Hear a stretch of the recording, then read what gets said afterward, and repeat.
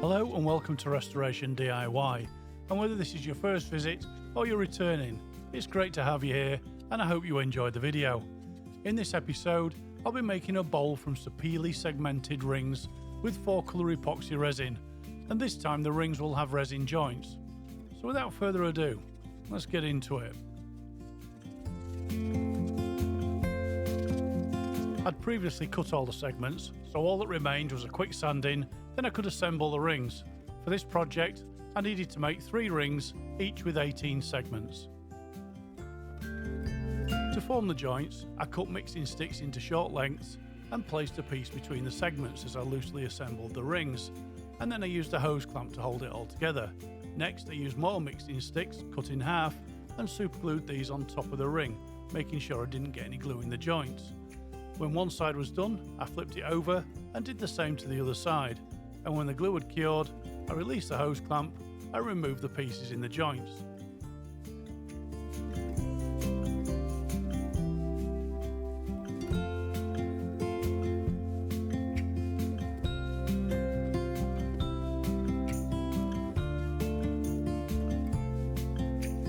This process took a very long time, so I'll just show one being done. In the future, I'll be doing it a different way, which I'm hoping will speed things up. Also, removing the pieces in the joints proved much more difficult than the last time. Not sure why, but some of them were wedged in tight, and although I got them out, 2 of the rings broke, so I had to re-glue them.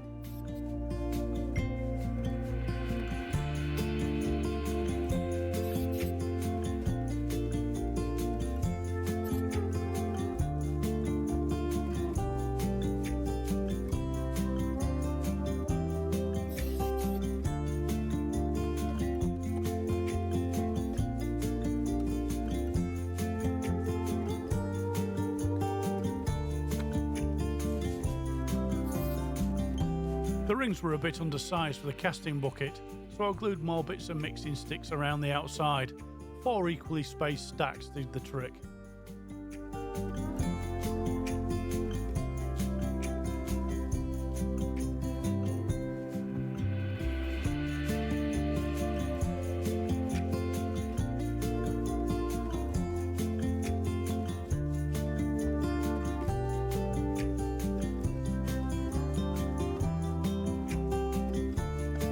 With both of the base rings done, next I had to glue them together. I wanted to create a thick joint between them, so I made 5 stacks of short sticks to make the gap of around 6mm or 1/4 inch. This time I aligned the vertical joints on each ring, which I hoped would look better than the half lap joints I tried before.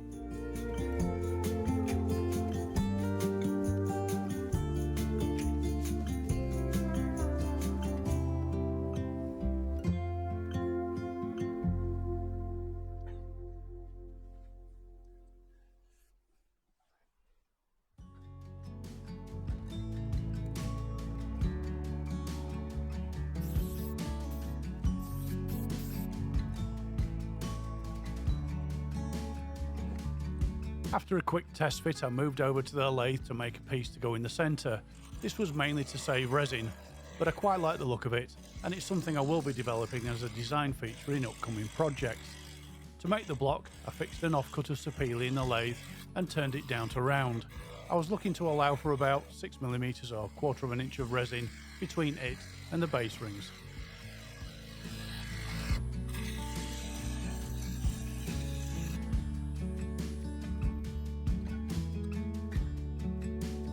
That done, using more bits of sticks, I superglued it in place and put it in the bucket ready for the first casting. The intention was to turn the mixing sticks away on the lathe after the first casting had cured.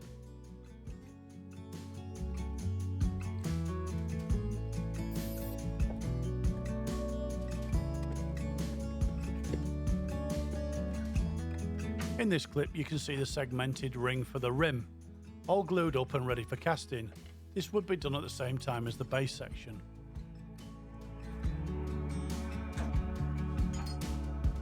I mixed 3 batches for the first casting using my usual brand of epoxy resin mixed at a 2:1 ratio.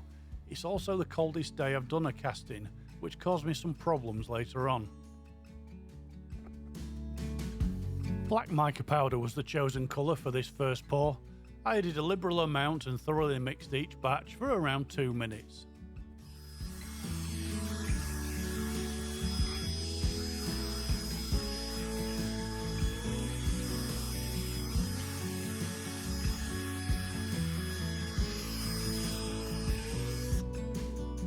The rim was first, adding resin till it covered the segments, then I allowed it to settle and topped it up until it was full. The base section was a straightforward pour. I added 2 batches, put some weight on top, put them both in the pressure pot and added 50 to 55 psi.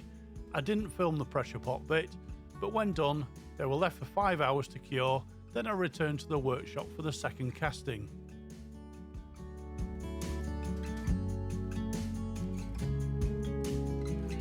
The resin in this first pour seemed a bit gloopy, but I was rushing to get it done and into the pressure pot.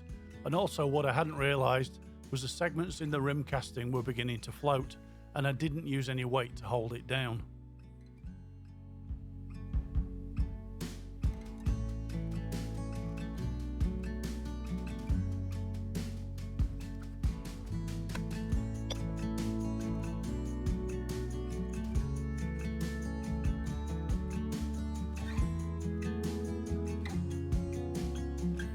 Moving on to the second casting, it's about 5 hours later, and with the first casting still in the pressure pot, I began mixing 3 more batches of the same resin at the same ratio.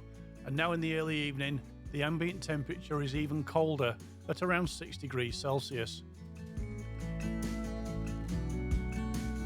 The first 2 colours I chose for this casting were pink mauve and apple green. A heavy dose of powder was added to each batch and thoroughly mixed. I mixed the third batch, then poured about half into another cup, then added the mica powders. For these, I used antique gold and black.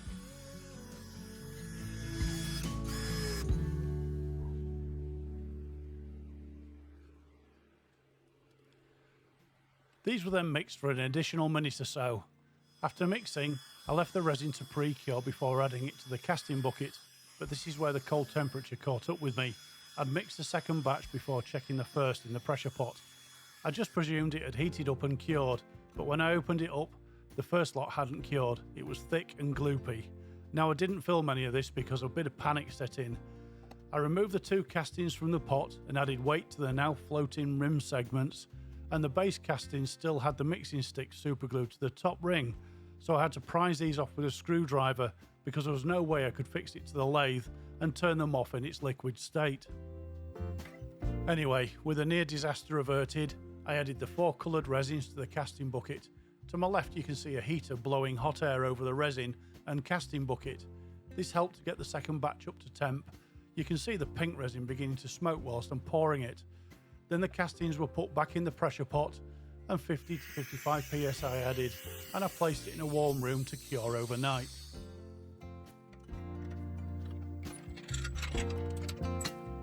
It's the next day and it's a bit warmer. With the castings removed from the pot, I was happy to find that both were solid and fully cured, and with both 3 of their respective bucket and silicone baking mould, I didn't find any cracks or voids, which was a good result. So I put the rim to one side and chiselled off the excess waste block, marked the centre, drilled 2 holes and fixed the main blank to the lathe.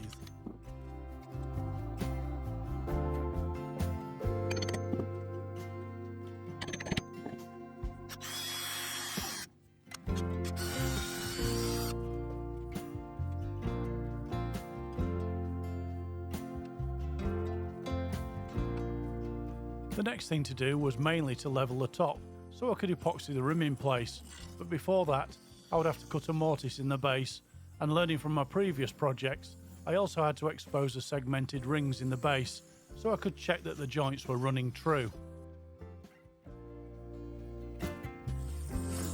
Using the Woodturning Tools full-size finisher, I was soon through the resin and down to the Sapele segments. There were 2 joints to check, one between the 2 rings, and more importantly, the one between the top ring and the coloured resin.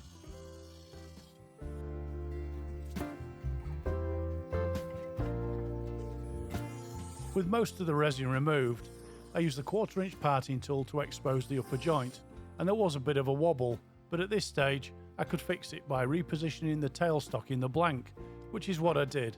and whilst I didn't get it perfect, it was close enough.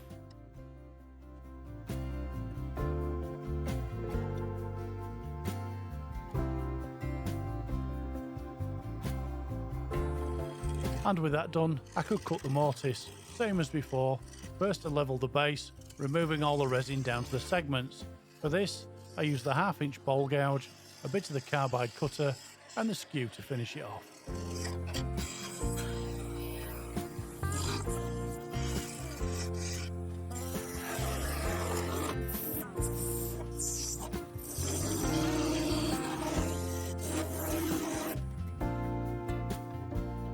To cut the Mortise Recess, I use the 1/4 inch parting tool to define the outer edge. Then I remove most of the inner material with a gouge. Next I cut the dovetail with a dovetail cutter, and finally I finished it with a skew, cleaning up the tool marks and adding a couple of decorative rings.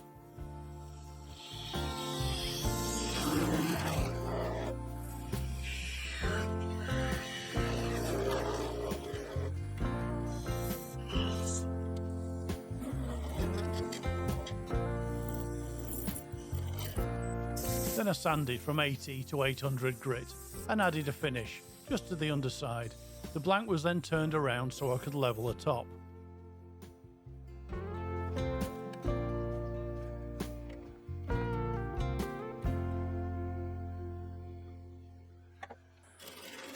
Levelling the top was much the same as the base. I used the 1/2 inch bowl gouge to shear scrape to get it close to the finished surface, then the skew chisel to finish it off.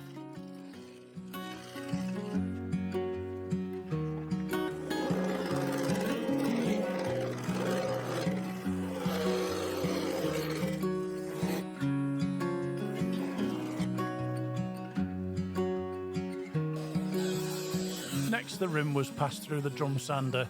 I did both sides to get them level, then concentrated on just one face to fully expose the segmented ring.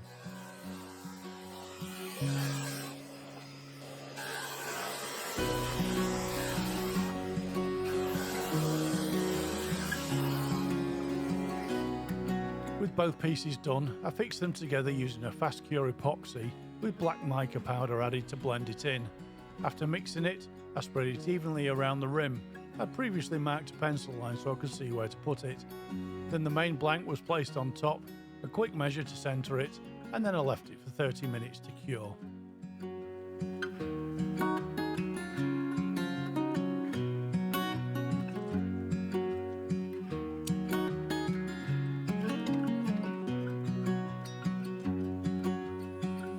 After refixing the blank to the lathe, I set to shaping the outside.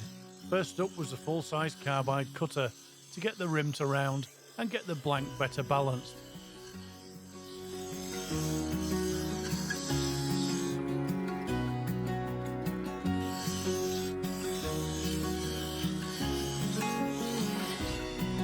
Balancing done, I moved straight onto the cutout in the pedestal base. For this I started with a 3/8 bowl gouge, but it was difficult cutting into the resin. I considered switching to carbide, but I had another idea. I removed most of the resin with the 1/4 inch parting tool, cutting down into the core very close to the finished depth.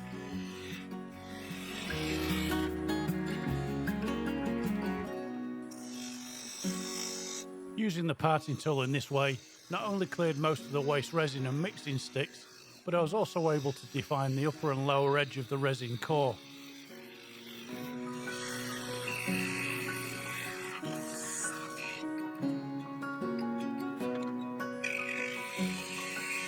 Going back to the freshly sharpened 3/8 bowl gouge, I could easily cut away the Sapele segments.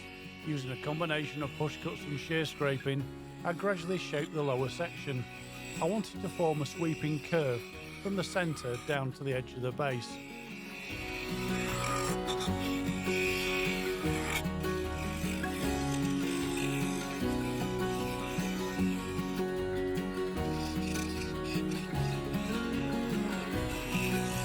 Reducing the diameter and thinning the overall profile of the base helped to keep it in proportion with the upper section.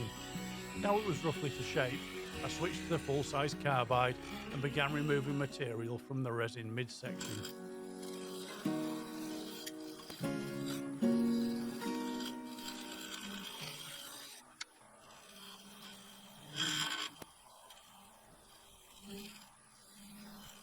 Sorry about the obscured view, it soon clears. With some of the resin removed, I began to shape the upper part of the cutout, blending it into the resin. This was followed by shaping the rim. For this, I used a 3/8 bowl gouge, shear scraping a curved undercut from the resin to the edge of the rim.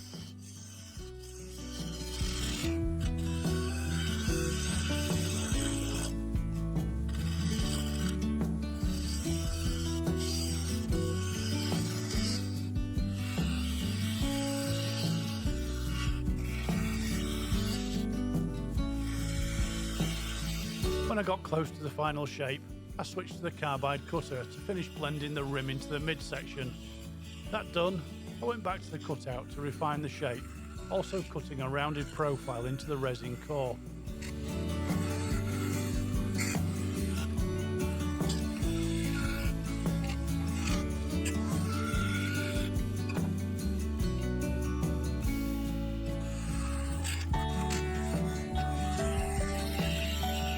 Happy the outside was more or less done, I stopped the lathe to check the surface.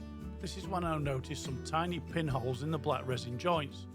I couldn't leave it like that, so I went round the bowl filling each tiny void with black Starbond superglue. I also found a piece of mixing stick in a joint in the base, so I cut this out with a small pull saw and repaired it with more Starbond.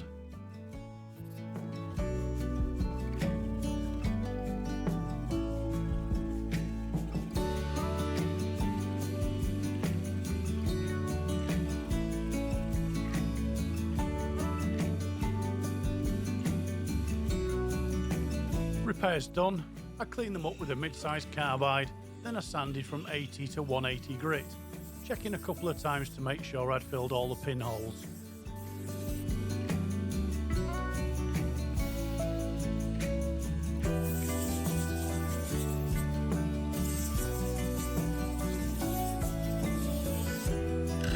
Satisfied the outside was done, I moved on to hollowing out.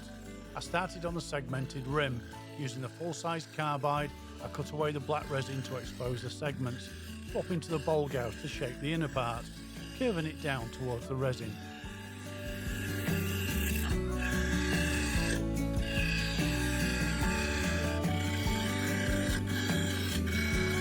I went back to the carbide when I started to cut into the resin, and after a quick check, it was back to the bowl gouge to cut out the softwood waste block. Cut down through the waste block, getting as much out as I could with a gouge, but to get the rest of it removed, I broke out the side cutting scraper.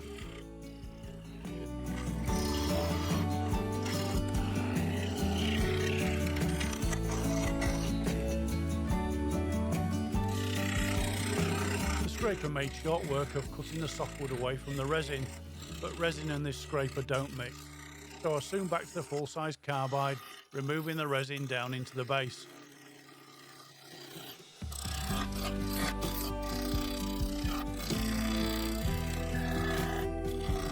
As I was cutting into the side wall, I began to hear a clicking noise, so I stopped the lathe, and as I suspected, there was a fairly big void and some cracking. There wasn't a lot I could do about it except try to cut through it, and luckily, after a few passes of the carbide, the noise went away, and another quick check confirmed the void was mostly gone.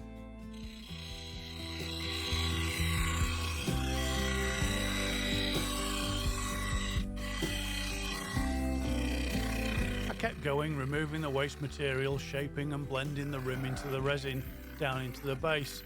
There was still a lot of rubbish to remove in the lower part, so after a bit I concentrated on that, exposing the circular sapele in the core, blending and shaping it into the side of the bowl.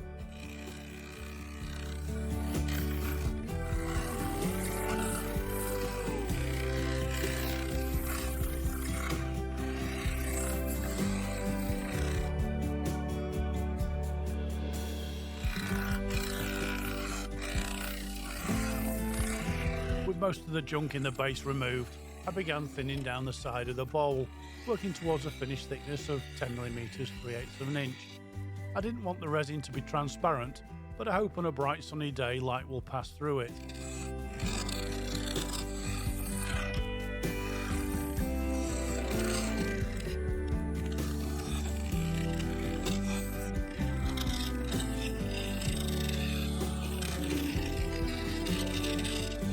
Using the negative rake scrapers, I began to refine the shape, removing the heavier tool marks, blending and fairing the surface. The skew chisel came out one more time to finish shaping the rim, and after a final check, I used a full-size carbide to remove the last little bump, and it was done. Well, almost done.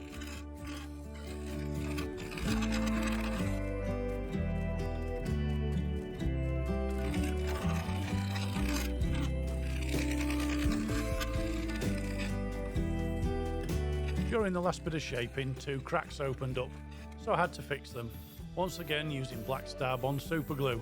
First I cleaned the dust out of the voids, then I added the Star Bond using an activator to help it cure. I repeated this a couple of times, and happy it was done, I sanded inside and out from 80 to 600 grit, continuing up to 3000 grit just on the resin.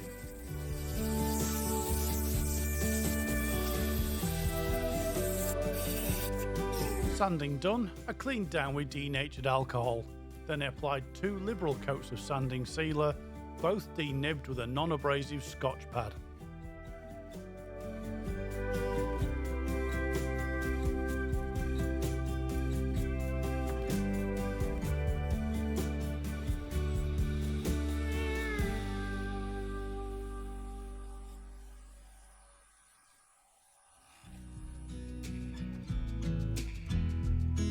Next up, Yorkshire grit. A single coat, thoroughly cleaned away until no more residue is picking up on the paper towel.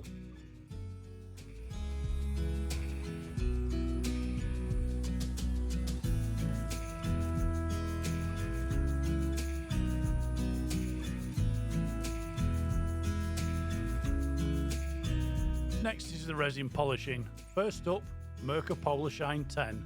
Just one coat, thoroughly cleaned away, ready for the next stage.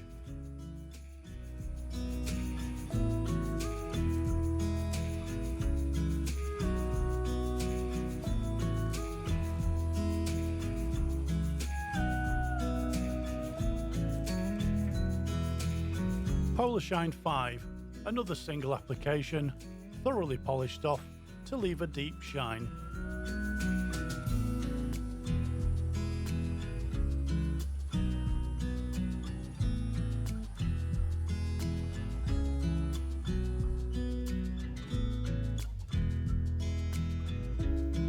And to finish, Hampshire Sheen Gloss Finishing Wax. 2 coats, buffed to seal and protect the surface.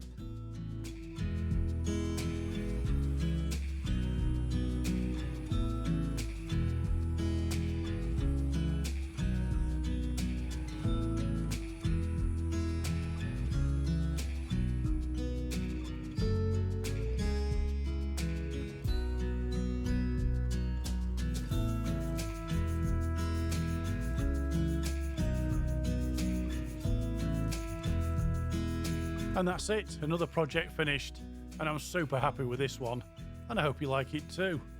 Aligning the vertical joints in the segmented rings looked so much better than half bonding, and the 4-colour resin set against the Sapele segments, well, that looks great. Anyway, with all that said, I'd like to thank you all for watching. Please subscribe, a thumbs up will be much appreciated, and comments are always welcome. I'll see you in the next one. Goodbye for now.